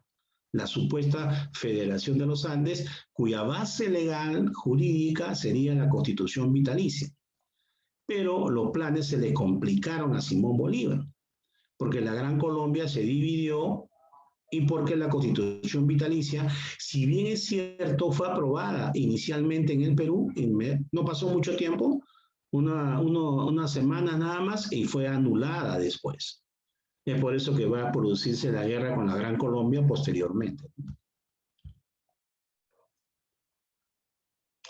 Bolívar se retira en agosto de 1826, ¿no? En Colombia hay problemas políticos, entonces Bolívar va a tener que ir a Colombia para enfrentar esos intentos de desaparecer la Gran Colombia. Se encargó el gobierno provisional a Santa Cruz, ¿no? Entonces se fue del Perú en septiembre de 1826. Se juramentó la Constitución vitalicia, porque era la Constitución, la ley fundamental del Estado. Pero luego, en enero del 27, o sea, te das cuenta, solamente unas semanas, unos meses, se derogó, se anuló esta Constitución vitalicia. Entonces ya había fracasado Bolívar en el Perú, porque si no aprueba su Constitución vitalicia, que supuestamente debería ser la base legal de su Federación de los Andes, entonces estamos mal ya. Entonces ahí es que Bolívar está pues en problema. Ya, hasta ahí lo dejo nada más. Mira, lo que he puesto esta cita para que veas cómo las cosas cambian.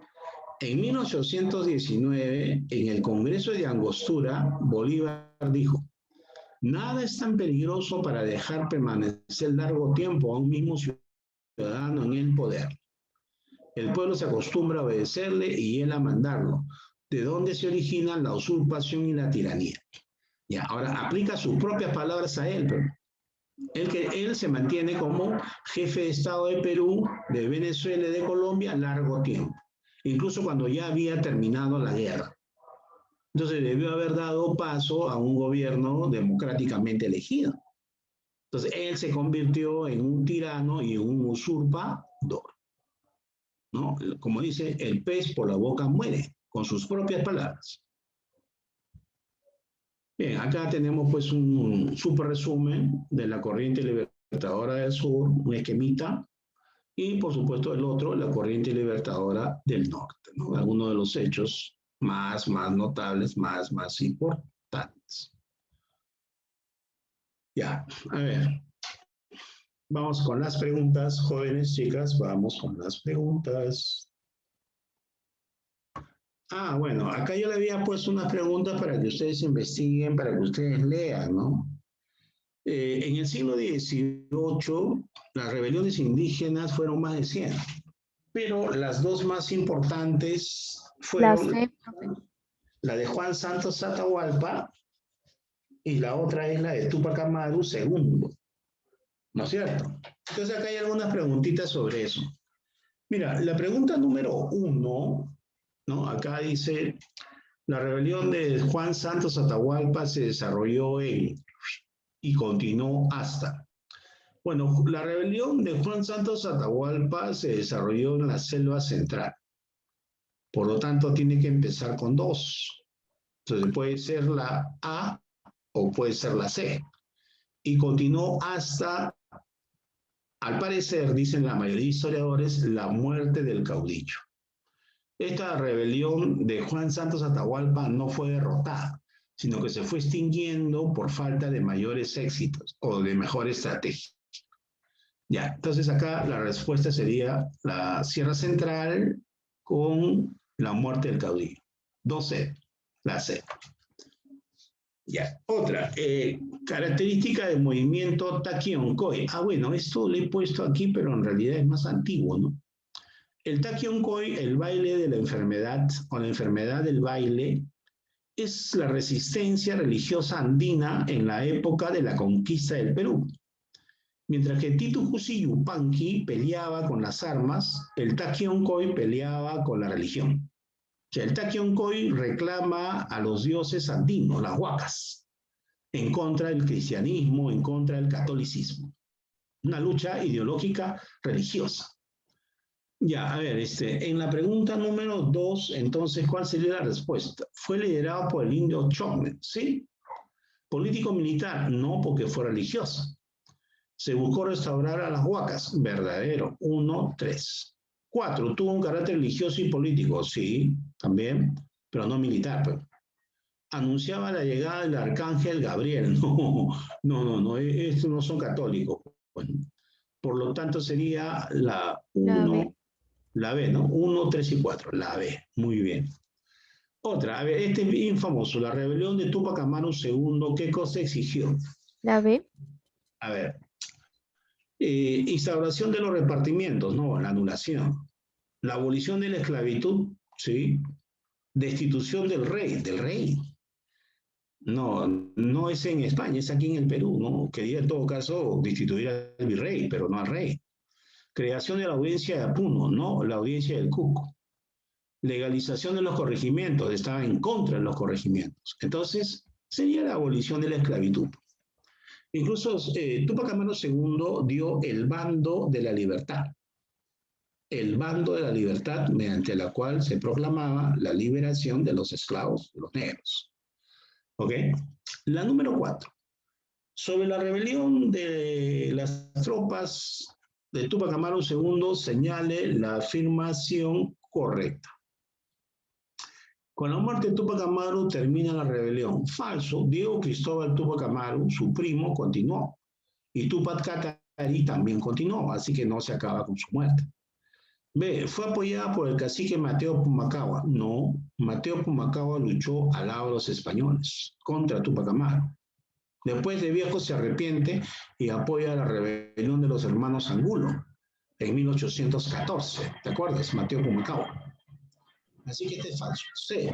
¿Llegó a tomar el Cusco? No, lamentablemente no quiso tomar el Cusco para no matar mayor cantidad de indígenas y mestizos. Lo cual lamentablemente es un error.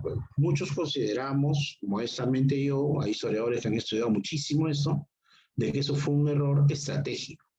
Debió haber tomado el Cusco, pues lamentablemente iban a morir muchas personas, ¿no? D. Su influencia fue continental y fue derrotada en la batalla de Sangarará. La batalla de Sangarará es su victoria y Checacupe es su derrota. Sangarará es victoria de Túpac Amaru.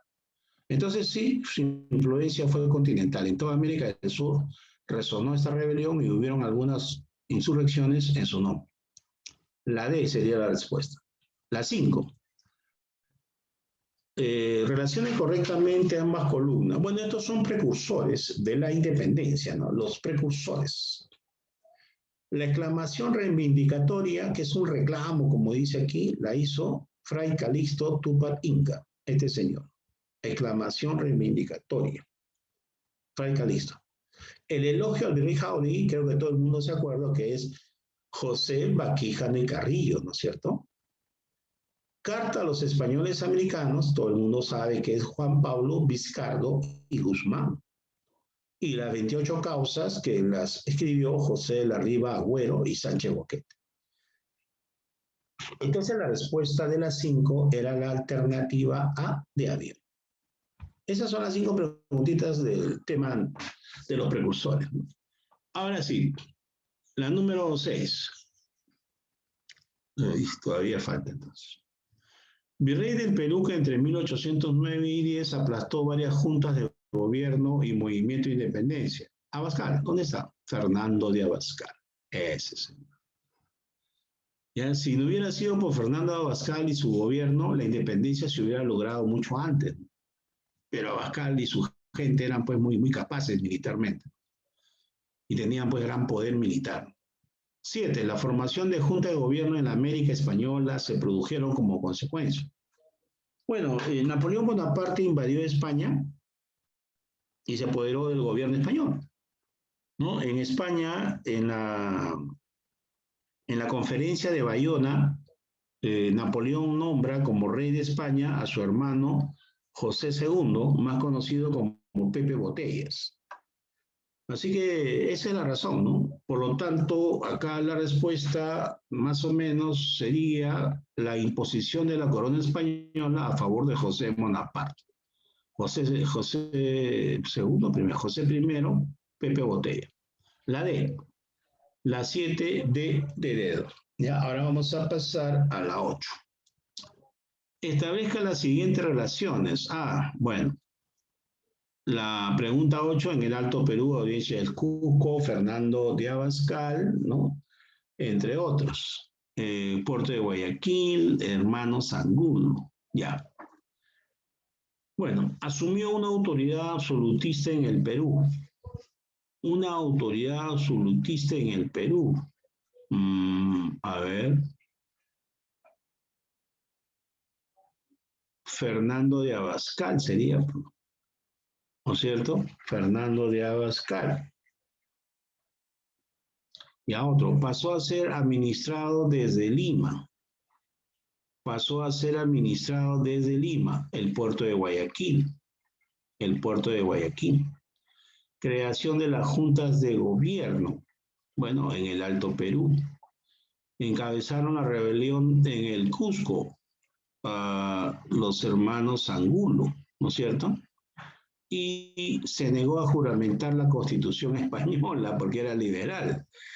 Ese fue pues, el que queda, ¿no? La audiencia del Cusco, ¿no es cierto? Ya, entonces acá la respuesta de la 8 sería la famosa, pues, a ver, estamos aquí, ¿no? La famosa alternativa E. La E sería. Ya. La número 9. A ver, creo que todos estamos en condiciones de responder la pregunta 9, ¿no? Fue el comandante de la Escuadra Libertadora que llegó a Paracas el 7 de septiembre de 1871. Mira, no figura San Martín, por lo tanto, ¿quién puede ser? A ese que enviaron en 1819 y que realizó 2 expediciones marítimas, que era de origen inglés. ¿Quién podría ser? ¿Guise o Cochrane? ¿Quién era el comandante de la Escuadra Libertadora? ¿Guise o Cochrane? Lord Thomas Alexander Cochrane, ¿no es cierto? La D de dedo, de acá, la D de dedo. 10. Los representantes de San Martín y Pezuela, don José San Martín y Pezuela, se entrevistaron ¿te acuerdas? Y luego la segunda entrevista sería bueno, la primera entrevista con el virrey Pezuela fue la conferencia de Miraflores. Y la segunda entrevista con el virrey La Serna fue la conferencia de Punchauca. Así que la respuesta de la 10 sería la B de beso. ¿Ya? Sería la 10, la B de beso. Ya. Ya, ahora avancemos por aquí, pues, ¿no? La 11, muchachos. A ver. Yo le dejo la 11 a ustedes.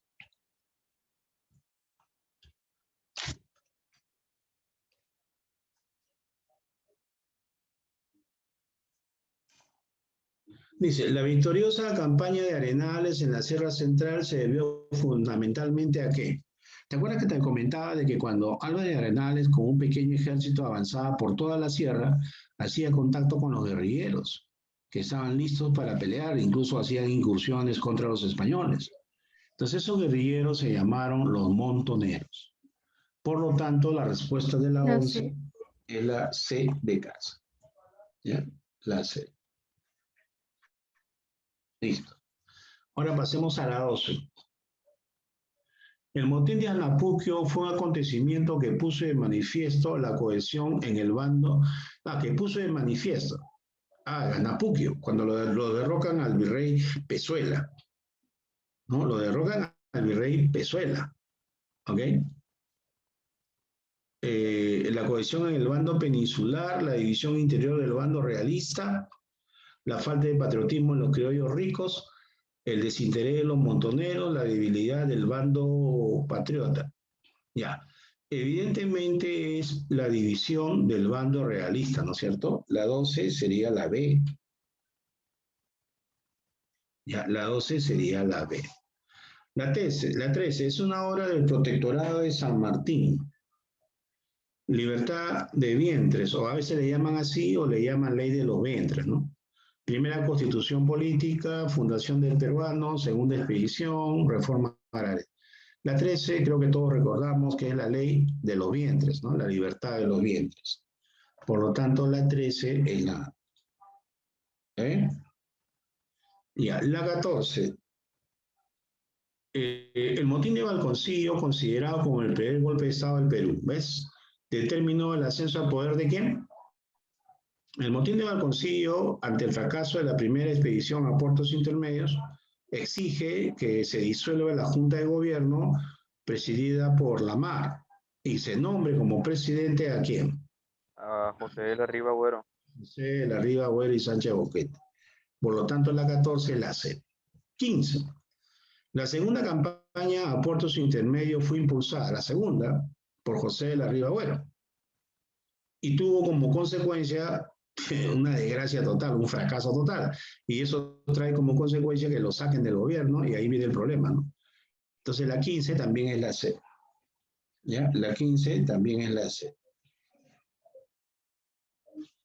Ya. Ahora veamos las últimas preguntas, jóvenes chicas. Acá. No se ve esta parte. Ahí será. Ya, 16. Desembarcó en el puerto del Callao, en el bergantín Chimborazo. Pero ojo, 1 de septiembre de 1823, a 23, ya se había ido San Martín. En el bergantín Chimborazo, luego de una comitiva enviada por el Congreso de la República, ¿no? Encabezada por Sánchez Carrión, le enviará una invitación mientras estaba en Guayaquil. La primera acción de Bolívar en el Perú, ¿cuál fue? Cuando Bolívar llega al Perú, el 1 de septiembre de 1823, ¿cuál sería? ¿Deponer a Torretale y asumir? No, pues todavía no. Él va a apoyar a Torretale, solicitar un segundo empréstito, no. Eliminar la Constitución Liberal del 23, no eliminó. Se suspendió por el propio Congreso. Eliminar la fuerza de José Larriba Agüero, que se hallaba en Trujillo, promulgar la Constitución Mentalicia. Ya, la D. Va a reconocer a Torretale y va a rechazar a Ribagüero, ¿no? Entonces ahí va a haber una lucha contra Ribagüero, que es tomado prisionero. Entonces la 16 sería la D. Ya está. Ahora pasemos a la 17. El 10 de febrero del 24, Bolívar estableció la dictadura. Bueno, el Congreso lo nombra dictador a él, ¿no? Fundiendo todos los ministerios en una sola Secretaría General. ¿Quién la puso en manos de quién? Bueno, el gran colaborador, secretario general, ministro general de Bolívar fue José Faustino Sánchez Carrión, el solitario del Sayán. ¿Okay? Él era partidario de un gobierno republicano. La 17 sería la E. ¿Ya? La 17 sería la E. 18. El triunfo patriota en la batalla de Junín, ¿quién lo decidió? Bueno, ya sabemos que Necochea, repliegue de Errázuriz, los Húsares de Junín, el batallón Numancia, José Lamar. Ya, si tú marcas los Húsares de Junín, estarías cometiendo un error, porque en ese momento se llamaba los Húsares del Perú. ¿Te das cuenta? Después de la batalla le cambian el nombre a Húsares de Junín, por su acción decidida, heroica y todo eso. Pero en ese momento se llamaba los Húsares del Perú. Entonces la B está para engañarnos. Y luego la Mar, Numancia, tiene nada que ver, ¿no? Necochea había salido herido y estaba, pues, ¿no? Entonces lo único que nos queda es el repliegue de Rasuli, pues, ¿no? La letra D de dedo. ¿Ya? La 18 es la letra D de dedo. Ya. La 19. A ver, un ratito voy a cambiar esta ubicación. Ahí.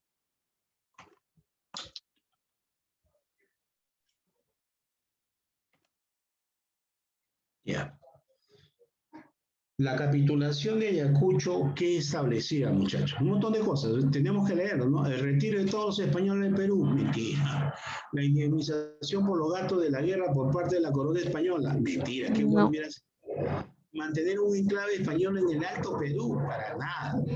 La división del Alto y el Bajo Perú, para nada. La E, pues, ¿no? Reconocer por parte del Perú la deuda de España, qué desgracia. La 19 sería la E de Enano.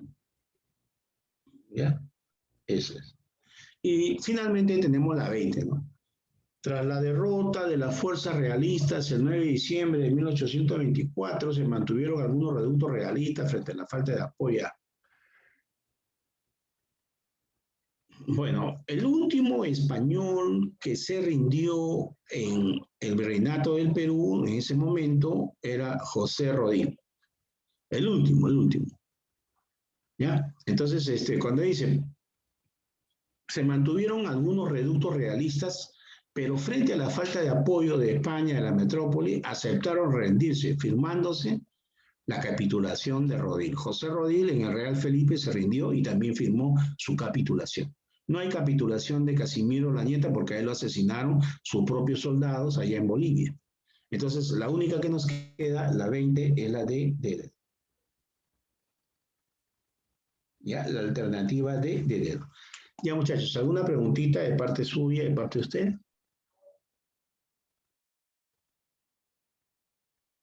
Ya, oye, te das cuenta cómo somos los peruanos, ¿no? Nos quedamos calladitos ahí, no, nadie pregunta. Yo escucho solamente dos voces, de un joven y de una señorita. Y los demás no tienen voz. A ver, ¿hay alguna pregunta, jóvenes, chicas? En el chat, a ver, en el famoso chat. Ya que a ustedes no les gusta hablar.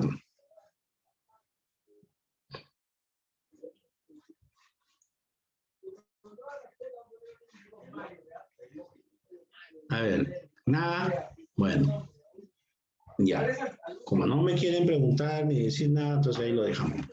Ya, muchachos, hasta luego, que les vaya muy bien. Hasta luego. Ok, profe, cuídese.